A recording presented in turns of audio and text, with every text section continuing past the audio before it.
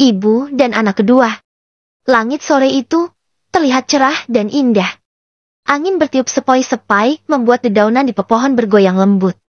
Di tepian danau kecil, di area pemakaman di Kota Lang, seorang pemuda tampan tiduran di atas rerumputan di pinggir kolam. Ia menggunakan dua tangannya sebagai bantalan di atas kepalanya. Pip pef. Helaan nafas terdengar dari mulut pemuda itu. Lang Ye menatap langit sore itu. Keindahan langit yang sempurna adalah sebuah pemandangan yang menyejukkan mata. Namun, saat itu, tidak ada decakan kagum yang keluar dari mulut pemuda tampan itu. Helaan nafas justru menghiasi mulut dan hidungnya. Sekarang, aku mengerti mengapa saudara Langko dan saudara Yosuan, yang baru saja tiba di Kota Lang, tiba-tiba dikirim lagi ke keluarga mereka. Gumam Lang Ye. Dengan kepandaian ayah dan para paman, tentu mudah bagi mereka menyelidiki siapa pencuri itu. Paman Kuan, maafkan kami, karena kami Anda berkorban diri. Gumam Lang Ye. Saat ini, tanpa tiga sahabatnya, Lang Ye merasakan betapa kesepiannya dia. Anda di sini. Sebuah suara terdengar di telinga Lang Ye. Dan sesaat kemudian sepasang kaki bersepatu indah berdiri di sebelahnya. Lang Ye menatap wajah cantik wanita yang berdiri di sebelahnya. Ia masih tiduran di atas rerumputan. Ibu Anda mencariku, kata Lang Ye. Ia tersenyum lembut pada wanita itu. Nyonya Lang tersenyum. Ia menghempaskan tubuhnya ke atas tanah dan duduk di sebelah anaknya. Apakah kamu memikirkan tiga sahabatmu, kata Nyonya Lang. Lang Ye tersenyum. Mereka saat ini difokuskan untuk belajar dan memperkuat diri, bukankah akan sangat memalukan jika suatu hari kalian bertemu dan Anda menjadi yang terlemah di antara kalian berempat? Kata Nyonya Lang. Lang Ye masih tersenyum. Jika itu adalah mereka, dan walaupun mereka menjadi dewa, sebagai sahabat dan saudara, aku tidak akan iri pada pencapaian mereka, dan pasti aku ikut bahagia. Kata Lang Ye. Anak nakal, ibu tahu, kamu akan seperti itu.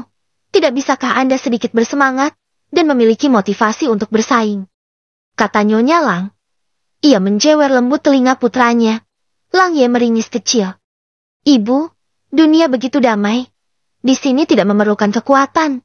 Dan aku tidak akan bersaing dengan saudaraku sendiri. Kata Lang Ye. Nyonya Lang menghela nafas. Ia sangat mengerti putranya. Sebentar lagi perayaan tahun baru. Setelah itu, beberapa bulan ke depan, usiamu akan 17 tahun. Di sebagian tempat, terutama pedesaan kecil, anak seusiamu sudah menikah. Apakah Anda tidak malu jika bertemu seorang wanita, dan Anda sangat lemah? Kata Nyonya Lang. Lang Ye menatap ibunya dan tersenyum. Aku rasa tidak masalah. Aku memiliki ibu yang hebat. Siapa yang berani memukulku? Kata Lang Ye. Dasar anak pemalas, saat ini Anda bisa mengandalkan orang tua Anda. Akan tiba saatnya, di mana Anda hanya bisa mengandalkan diri sendiri, tanpa kekuatan yang cukup. Anda bisa apa? Kata Nyonya Lang, matanya memelototi putranya. Lang Ye tersenyum cerah. Hahaha, baiklah ibu. Katakan apa yang harus aku pelajari, kultivasi atau sastra? Dua hal itu sama saja, membosankan. Kata Lang Ye. Nyonya Lang menatap putranya. Anda harus mengerti satu hal, walau Anda merasa tidak perlu, dan tidak butuh, namun Anda harus tahu, Anda adalah keturunan dari dua klan besar. Klan Lang dan klan Lin adalah salah satu dari sekian banyak kekuatan besar. Bukankah akan sangat memalukan jika keturunan dari dua klan itu lemah dan tidak berguna? Kata Nyonya Lang. Ia berusaha memotivasi putranya. Di klan Lang, suaminya terkenal sebagai genius terbaik. Begitupun ia, di klan Lin ia dikenal sebagai genius terbaik. Lang Ye menatap ibunya dan tersenyum. Ibu, aku mengerti kekhawatiran Anda, kata Lang Ye. Sungguhkah? Hahaha, Anda benar-benar putraku. Baguslah jika Anda mengerti, maka segeralah berlatih. Kata Nyonya Lang tersenyum cerah. Lang Ye tersenyum.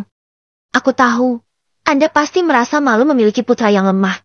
Padahal ibu dan ayah adalah dua genius yang hebat. Jadi aku mengerti, Anda ingin aku kuat bukan karena mengkhawatirkan aku.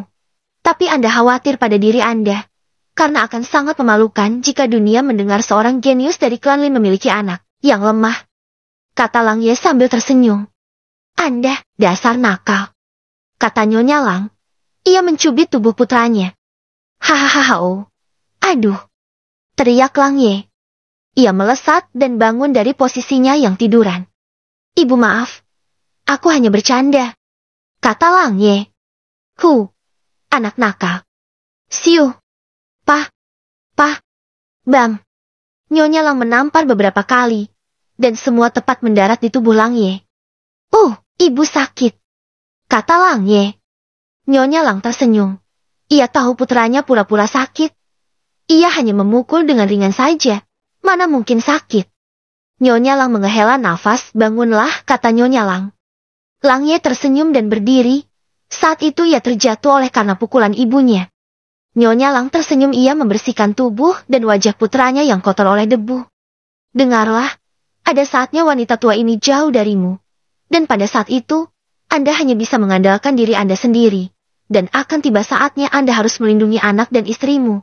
Bukankah tanpa kekuatan, Anda hanya bisa menaikkan penderitaan mereka, tanpa mampu berbuat apa-apa?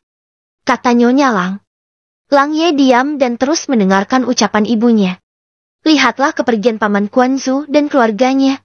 Karena tekanan dari pihak kerajaan, kota Lang kita terpaksa mundur satu langkah. Anda renungkan, andai kekuatan kita sama atau bahkan lebih kuat dari pihak kerajaan, bukankah Paman Quanzu Anda tidak perlu mengorbankan diri? Lang Ye mendengarkan dengan baik setiap kata yang ibunya ucapkan. Lang Ye tersenyum, ibu aku mengerti, kata Lang Ye. Nyonya Lang tersenyum, mari kita pulang, kata Nyonya Lang. Kemudian ibu dan anak itu berjalan bersama. Saat ini Anda bisa rasakan betapa sepinya tanpa 3 temanmu, bukan, kata Nyonya Lang. Ibu dan anak itu melanjutkan obrolan mereka sambil berjalan pulang. Ya ibu, tanpa mereka aku merasa benar-benar kesepian, kata Lang Ye. Nyonya Lang tersenyum. Saat ini 3 sahabatmu pasti akan mengisi kesepian itu dengan cara berlatih. Seiring waktu berjalan, mengisi kekosongan dengan berlatih.